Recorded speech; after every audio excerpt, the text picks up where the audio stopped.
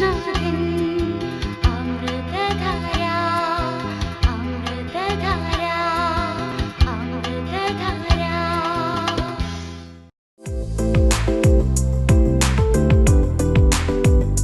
Professor M Y യോഹന്നാൻ Thrissur Paravattani corporation ഗ്രൗണ്ടിൽ പ്രസംഗിക്കുന്നു.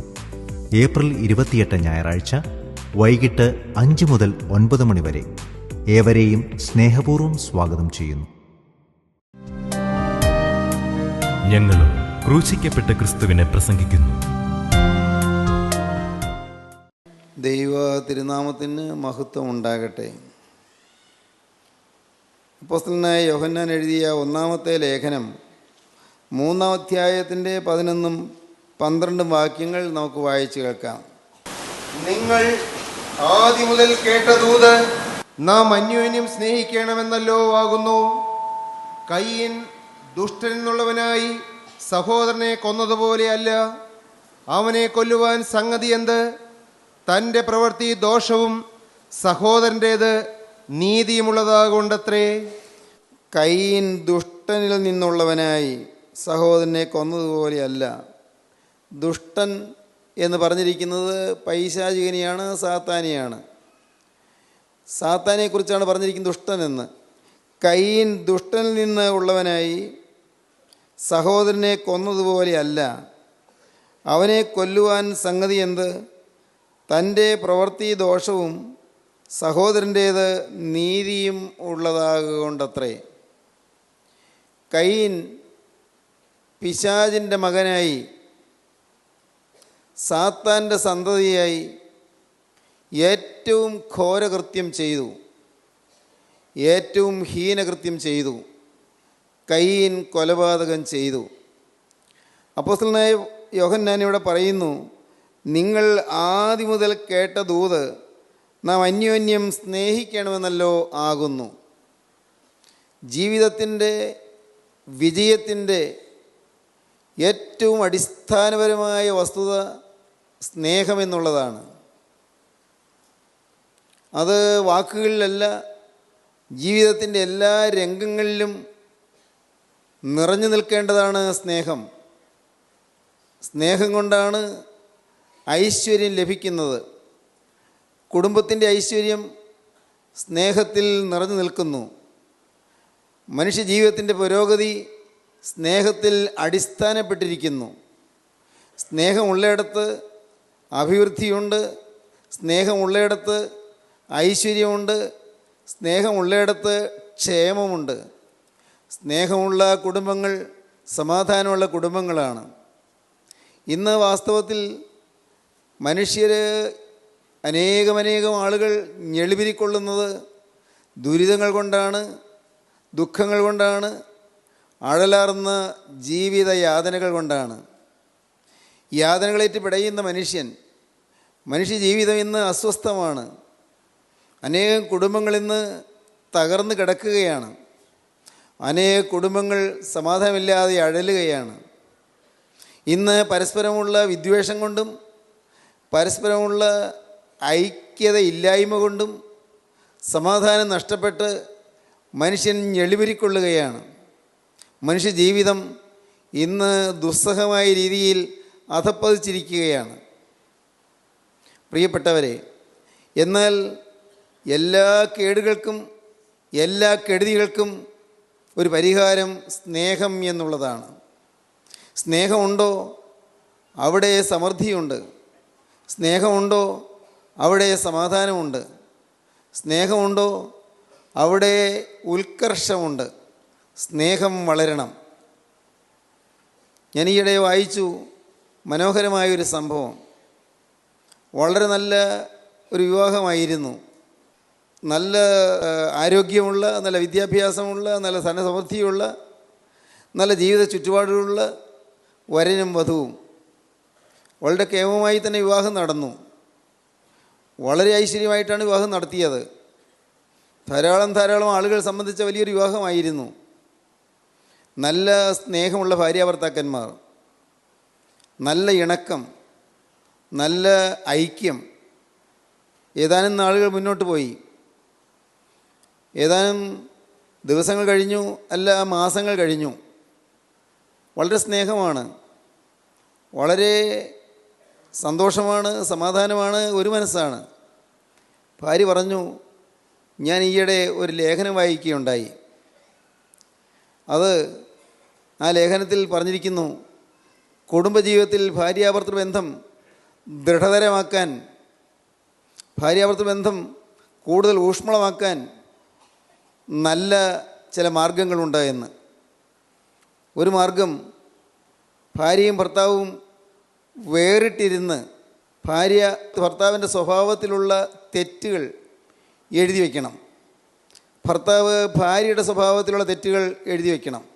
വെവ്വേറെ ഇരുന്ന് മാറിയിരുന്ന് ചിന്തിച്ച് അങ്ങനെ തെറ്റുകൾ ഓരോന്ന് കണ്ടുപിടിച്ച് എഴുതി വയ്ക്കണം.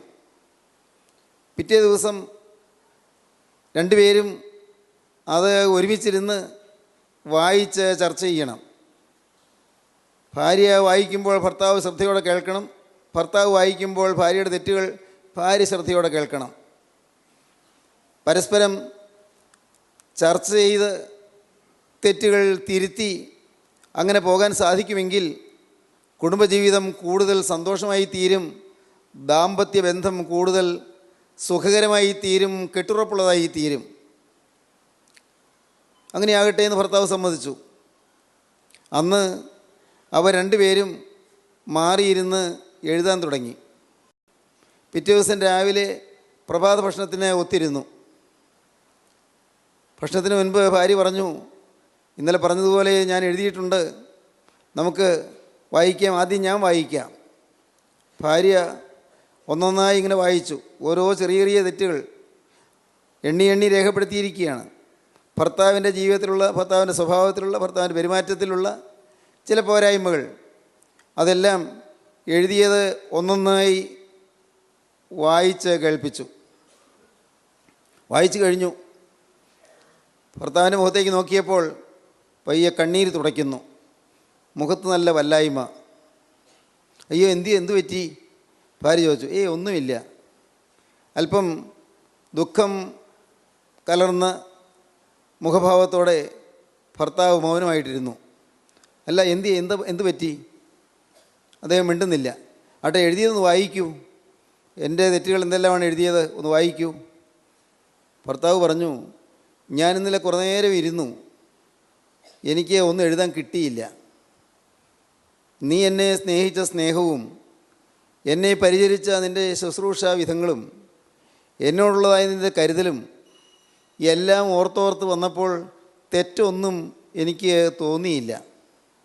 നിന്നെക്കുറിച്ച് തെറ്റായിട്ടൊന്നും എഴുതാൻ തോന്നിയില്ല.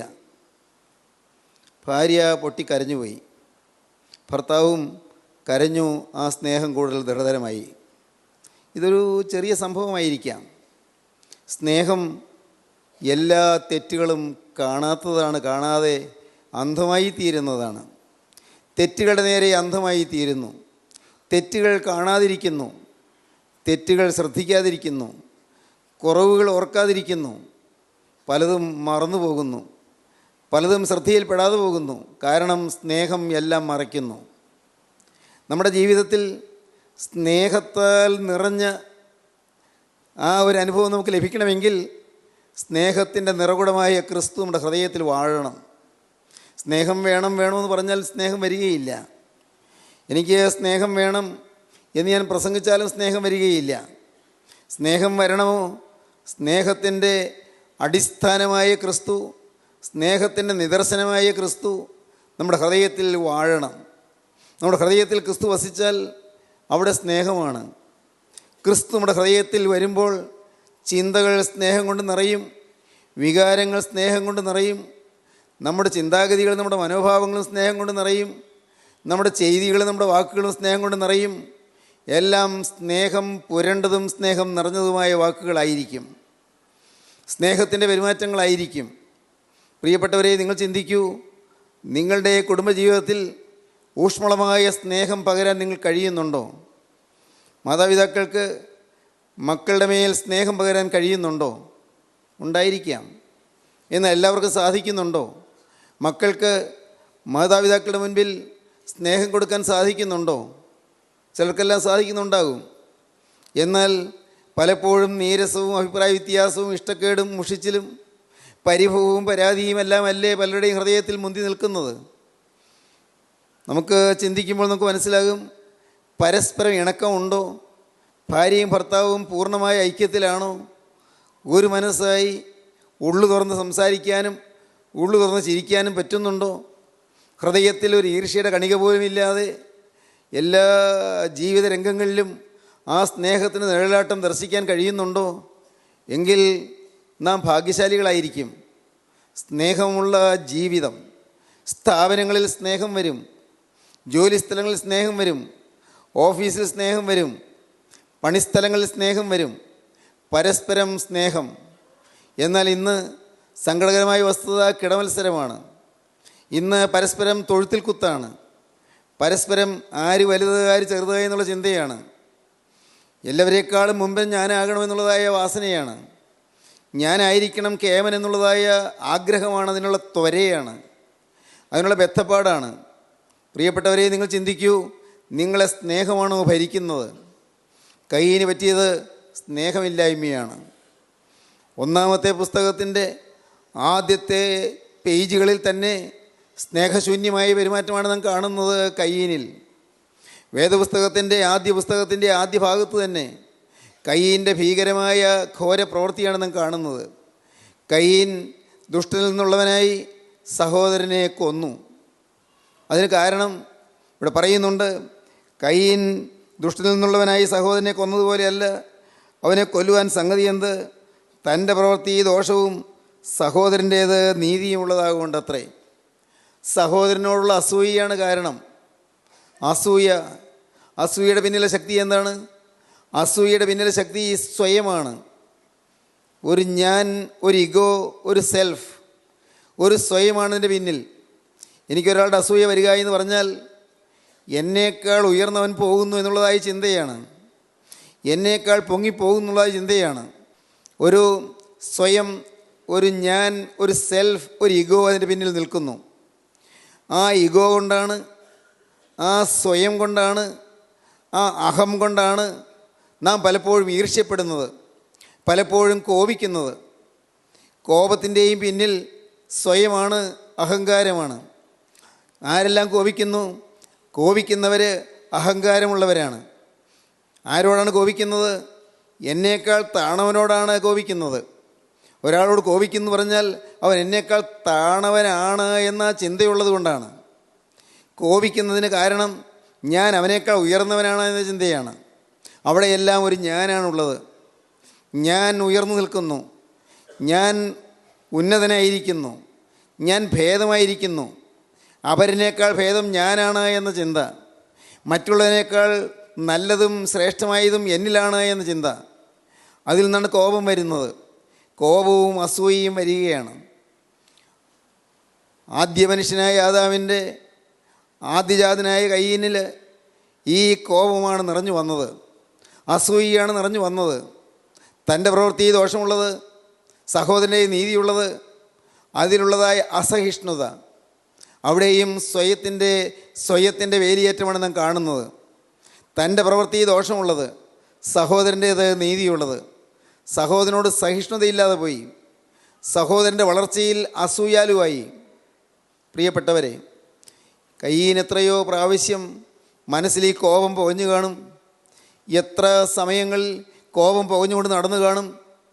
മനസ്സിൽ പലതും രൂപപ്പെട്ട് കാണും.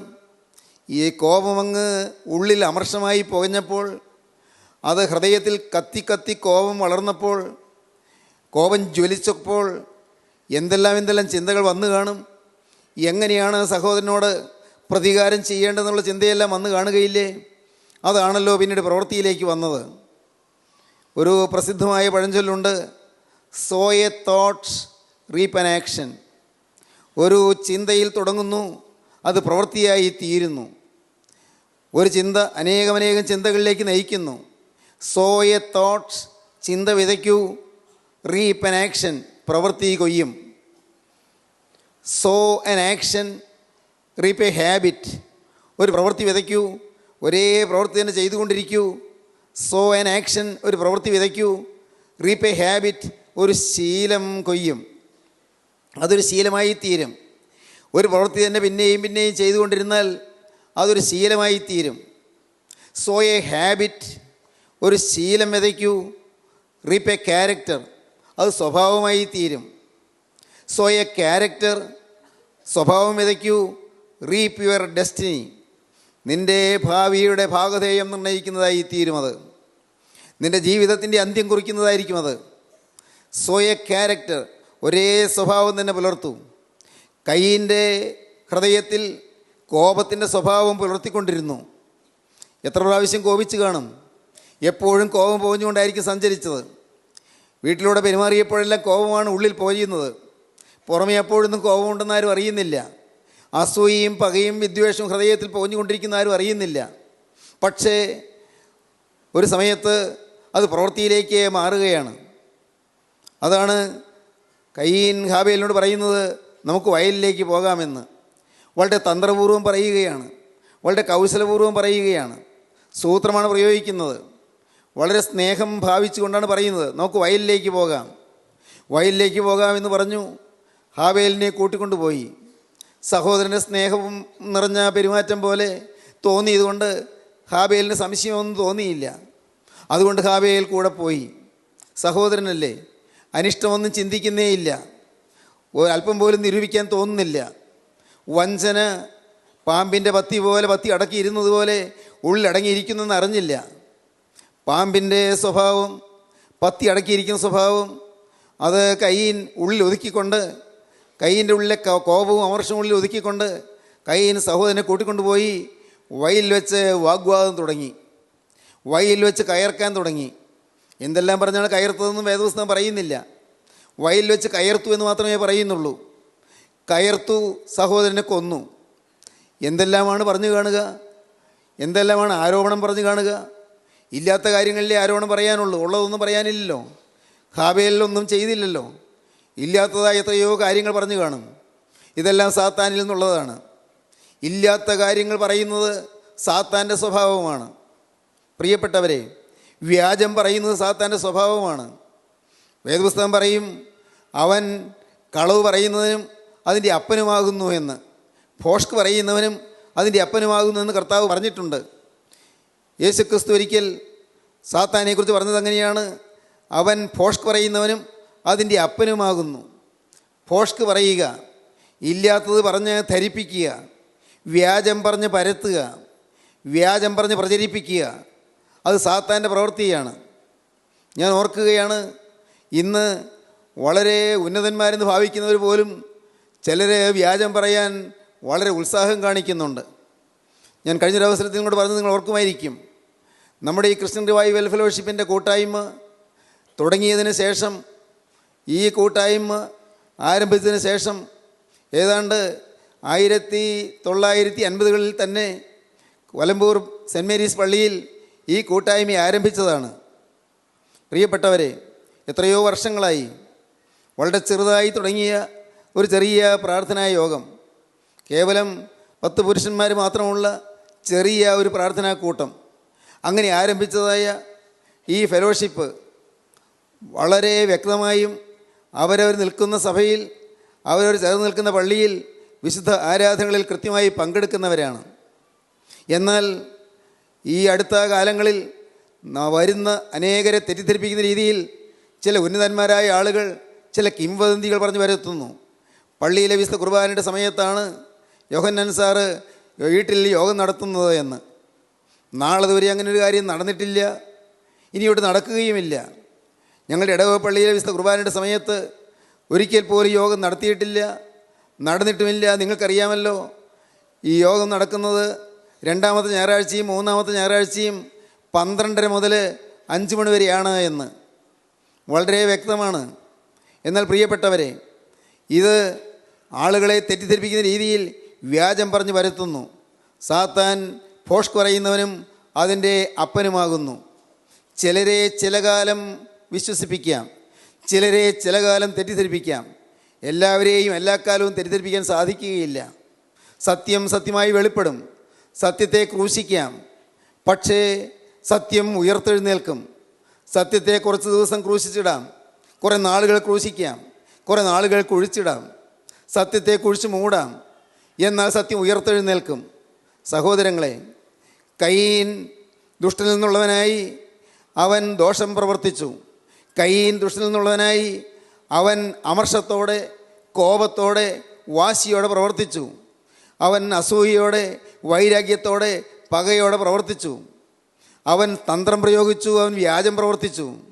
അവൻ സഹോദരനെ തന്ത്രപൂർവ്വം വിളിച്ചു, കളവ് പറഞ്ഞ് വിളിച്ചു. അവനെ കൊണ്ടുവന്ന് നമുക്ക് വയലിലേക്ക് പോകാമെന്ന് പറഞ്ഞ് വിളിച്ചു. അവിടെ വ്യാജഭാവമാണ്, കാപട്യമാണ്. കാപട്യം പിശാചിൻ്റേതാണ്, വ്യാജം പിശാചിൻ്റേതാണ്. കാപട്യം സാധുവായ, നിരപരാധിയായ, നിഷ്കളങ്കനായ ഹാവേലിനെ കെണിയിലേക്ക് വീഴിക്കുന്നറിയാതെ, കാപട്യമാണെന്നറിയാതെ ഹാവേൽ കയീൻ്റെ കൂടെ പുറപ്പെട്ടു.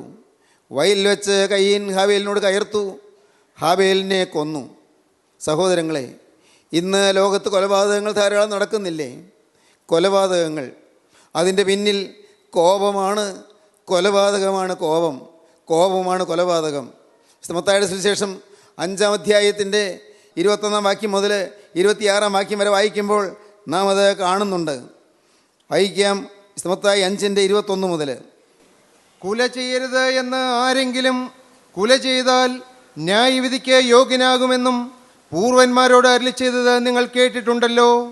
ഞാനോ നിങ്ങളോട് പറയുന്നത്, സഹോദരനോട് കോപിക്കുന്നവനെല്ലാം ന്യായവിധിക്ക് യോഗ്യനാകും. സഹോദരനോട് നിസ്സാര എന്ന് പറഞ്ഞാലോ ന്യായാധിപ സഭയുടെ മുമ്പിൽ നിൽക്കേണ്ടി വരും. മൂഢ എന്ന് പറഞ്ഞാലോ അഗ്നി നരകത്തിന് യോഗ്യനാകും. ആകയാൽ നിന്റെ വഴിപാട് യാഗപീഠത്തിങ്കൽ കൊണ്ടുവരുമ്പോൾ സഹോദരന് നിന്റെ നേരെ വല്ലതുമുണ്ടെന്ന് അവിടെ വെച്ച് ഓർമ്മ വന്നാൽ നിന്റെ വഴിപാട് അവിടെ യാഗപീഠത്തിൻ്റെ മുമ്പിൽ വെച്ചേച്ച് ഒന്നാമത് ചെന്ന് സഹോദരനോട് നിരന്നുകൊള്ളുക. പിന്നെ വന്ന് നിന്റെ വഴിപാട് കഴിക്കുക. കൊല ചെയ്യരുത് എന്നും ആരെങ്കിലും കൊല ചെയ്താൽ ന്യായവിധിക്ക് യോഗ്യനാകുമെന്നും പൂർവന്മാരോട് അരുളിച്ചെയ്തത് നിങ്ങൾ കേട്ടിട്ടുണ്ടല്ലോ. കൊല ചെയ്യരുത്, ആരെങ്കിലും കൊല ചെയ്താൽ ന്യായവിധിക്ക് യോഗ്യനാകുമെന്ന് ന്യായപ്രമാണ കൽപ്പനയുണ്ട്. കൊല ചെയ്യരുത് എന്നും ആരെങ്കിലും കൊല ചെയ്താൽ ന്യായവിധിക്ക് യോഗ്യനാകുമെന്നും പൂർവന്മാരോട് അരുളിച്ചെയ്തത് നിങ്ങൾ കേട്ടിട്ടുണ്ടല്ലോ. ഞാനോ നിങ്ങളോട് പറയുന്നത്, സഹോദരനോട് കോപിക്കുന്നവനെല്ലാം ന്യായവിധിക്ക് യോഗ്യനാകും. സഹോദരനോട് കോപിക്കുന്നവനെല്ലാം ന്യായവിധിക്ക് യോഗ്യനാകും. കോപം കൊലപാതകത്തിലേക്ക് നയിക്കുകയാണ്. കൊലപാതകത്തിന് തുല്യമായ പാപമാണ് കോപമെന്ന് പറയുന്നത്. വേദപുസ്തകം പറയുന്നു, വ്യക്തമായി കാണിച്ചു തരുന്നു. കയീന് കോപമുണ്ടായി, കയീൻ കോപിച്ചു. നാം വായിക്കുന്നുണ്ട് ഉൽപ്പത്തി പുസ്തകം 4-ാം അധ്യായത്തിൽ കയീന് കോപമുണ്ടായി എന്ന്. ദൈവത്തോട് തന്നെ കോപിക്കുകയാണ്, ദൈവത്തോടും മനുഷ്യനോടും കോപിക്കുകയാണ്. ഉൽപ്പത്തി പുസ്തകം 4-ാം അധ്യായത്തിൽ കയീന് കോപമുണ്ടായി എന്ന് 5-ാം വാക്യത്തിൽ നാം വായിക്കുന്നു. 4-ാം അധ്യായം 5-ാം വാക്യം. കയീന് ഏറ്റവും കോപമുണ്ടായി, അവന്റെ മുഖം വാടി.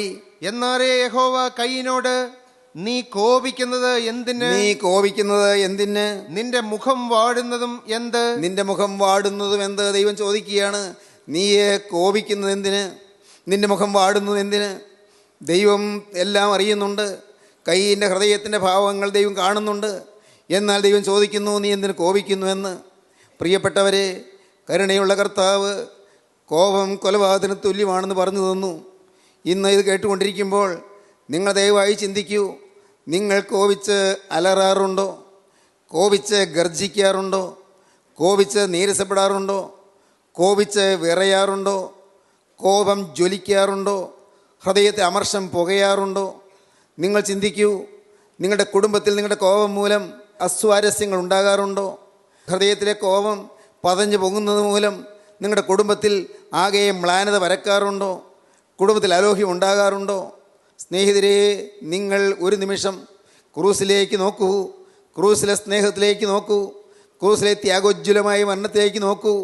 വേദന കൊണ്ട് പിടയുമ്പോൾ കരുണയുള്ള കർത്താവ് കൈകളും കാലുകളും കാരിരുമ്പാണികളേറ്റ് തറച്ച് ക്രൂസിന്മേൽ കിടന്ന് പിടയുമ്പോൾ, കർത്താവിന് ചങ്കിൽ കുന്തം കൊണ്ട് കുത്തി ചോരയും നീരും ഒഴുകുമ്പോൾ കർത്താവിന് മുഖത്തേക്ക് തുപ്പുകയും കന്നത്തേക്ക് അടിക്കുകയും രോമം കവിളിൽ നിന്ന് പിഴുതെടുക്കുകയും ശിരസിൽ മുൾമുടി വയ്ക്കുകയും കർത്താവിനെ വളരെ നിശ്ചിതമായി ആക്ഷേപിക്കുകയും പരിഹസിക്കുകയും എല്ലാം ചെയ്തുകൊണ്ടിരിക്കുമ്പോൾ തൻ്റെ കൂടെ തൂക്കിയിരുന്ന കൊലപാതകികളായ കള്ളന്മാർ പോലും യേശുവിനെ ദൂഷിച്ചു കൊണ്ടിരിക്കുമ്പോൾ യേശു ഇതെല്ലാറ്റിൻ്റെയും മധ്യത്തിൽ കർത്താവ് പിതാവായ ദൈവത്തോട് പറയുകയാണ്, പിതാവേ, ഇവർ ചെയ്യുന്നത് ഇന്നതെന്ന് ഇവരറിയായി ഇവരോട് ക്ഷമിക്കണമേ എന്ന്.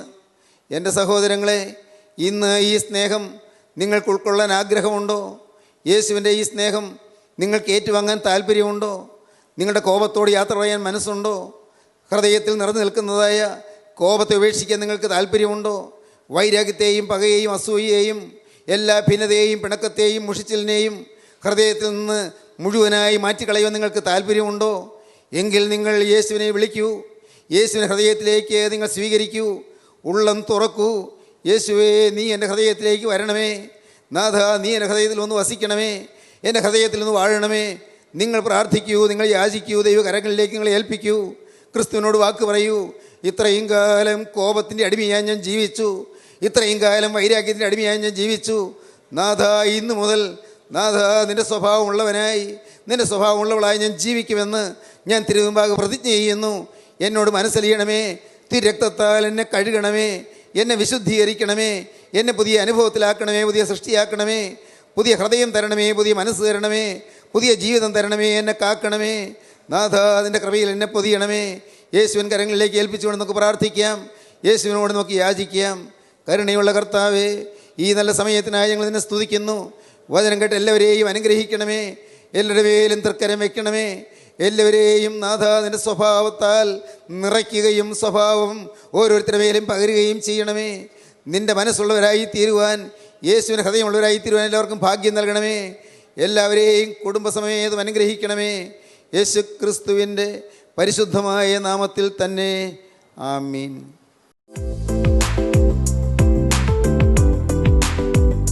Professor M Y. യോഹന്നാൻ തൃശൂർ പറവട്ടാനി കോർപ്പറേഷൻ ഗ്രൗണ്ടിൽ പ്രസംഗിക്കുന്നു.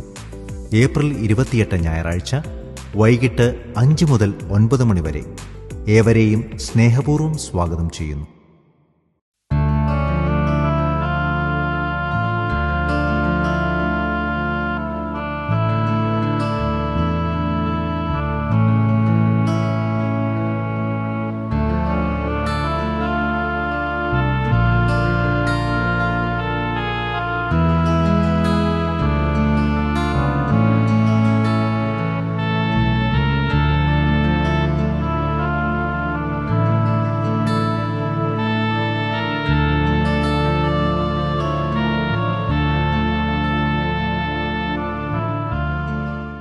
Professor M Y. യോഹന്നാൻ പവർ വിഷൻ ടിവിയിൽ പ്രസംഗിക്കുന്നു.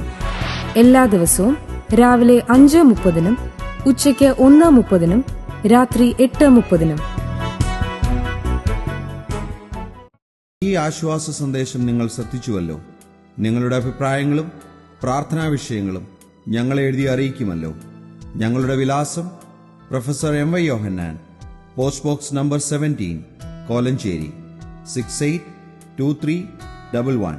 ഫോൺ 9142303096.